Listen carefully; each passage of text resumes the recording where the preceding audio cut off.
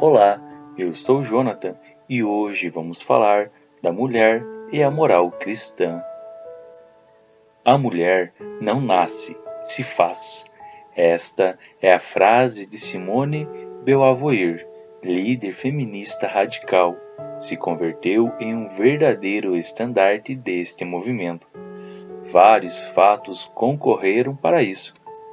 A revolução sexual e feminista, inspirada por um neomarxismo e facilidade em desenvolver os seus pensamentos, e a facilitação pela pílula anticoncepcional desenvolvida na década de 60. O movimento feminista radical inspirou-se no marxismo e criou a tal ideologia de gênero, do inglês gender.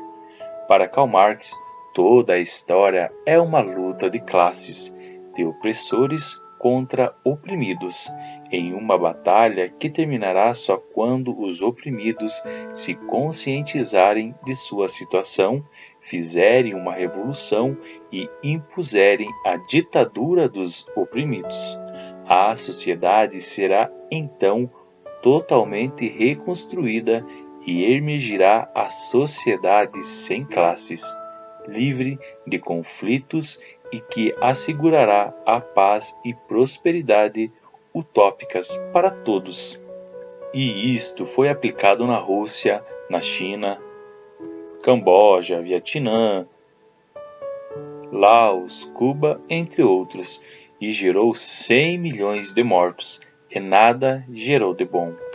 Foi Friedrich Engels quem colocou as bases para a união do marxismo e do feminismo.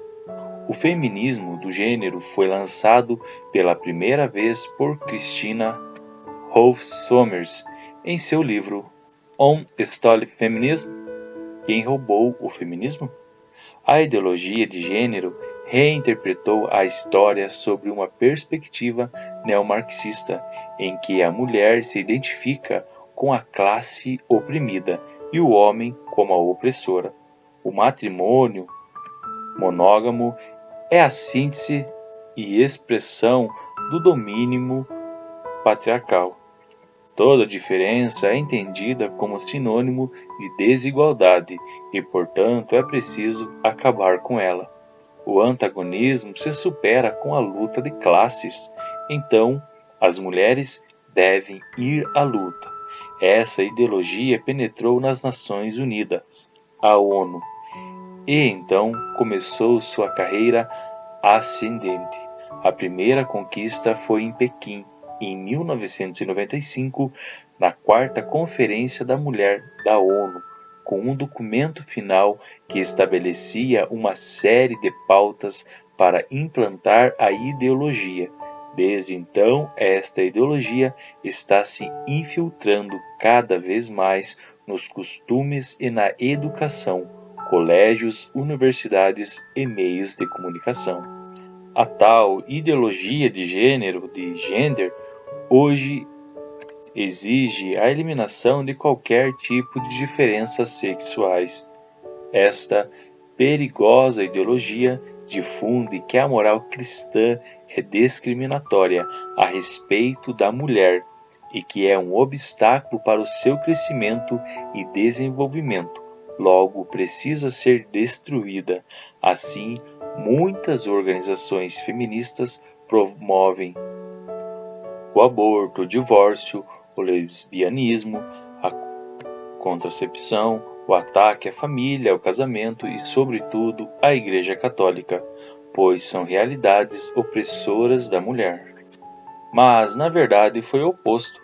Foi o cristianismo que libertou a mulher da condição de quase escrava e que se encontrava do modo geral no mundo pagão. O Papa João Paulo II afirma na Carta Apostólica Dignatum Mulieris, número 12, que admite-se universalmente e até por parte de quem se posiciona criticando diante da mensagem cristã, que Cristo se constituiu perante os seus contemporâneos promotor da verdadeira dignidade da mulher e da vocação correspondente a tal dignidade. Às vezes, Isso provoca estupor, surpresa, muitas vezes raiando o escândalo. Ficaram admirados por estar ele a conversar com a mulher. João 4:27. Porque este comportamento se distinguia daqueles de seus contemporâneos. Ficaram admirados, até os próprios discípulos de Cristo. O fariseu, a cuja casa se dirigiu a mulher pecadora para ungir os pés de Jesus com óleo perfumado, disse consigo: se este homem fosse um profeta, saberia quem é esta mulher que o toca. É uma pecadora. Lucas 7:39. Estranheza ainda maior, ou até santa indignação, deviam provocar nos ouvintes, satisfeitos de si, as palavras de Cristo. Os publicanos e as meretrizes entram adiante de vós no reino de Deus. Mateus 21:31. Cristo e o cristianismo resgataram a mulher. Naquele tempo, ela não podia, por exemplo, ser testemunha diante do Sinédrio, o tribunal dos judeus. Sua voz não valia. Quantas mulheres se destacaram no cristianismo, já no seu início. Santa Helena, mãe do imperador romano Constantino, foi uma gigante.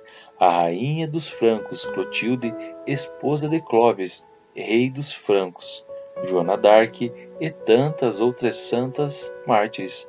A Igreja lutou contra o adultério, também por parte do homem, o que não acontecia no mundo antigo. A proibição do divórcio deu grande proteção às mulheres. Além disso, as mulheres obtiveram mais autonomia graças ao catolicismo. Na Idade Média católica, a rainha era coroada como rei, geralmente na Catedral de Reims, na França, ou em outras catedrais, e a sua coroação era tão prestigiada quanto a do rei, o que mostrava que a mulher tinha importância. A última rainha a ser coroada foi Maria de Médicis, em 1610, na cidade de Paris. Algumas outras rainhas medievais tiveram um papel importante na história, como Leonor de Aquitânia em 1204 e Branca de Castela em 1252, no caso de ausência, doença ou morte do rei, exerciam o seu poder. E foi só no século XIX, mediante o Código de Napoleão, que aconteceu o processo de despojamento da mulher. Novamente, deixou de ser reconhecida como senhora dos seus próprios bens e em casa mesmo passou a exercer o papel inferior. A mulher foi por muitos séculos a reserva moral do Ocidente. A ela competia os ensinos daquelas coisas que não se aprende nos primeiros anos de vida. Não se aprende mais. Ela ensinava seus filhos a rezar, a se distinguir o bem e o mal, ensinava o valor da família e das tradições.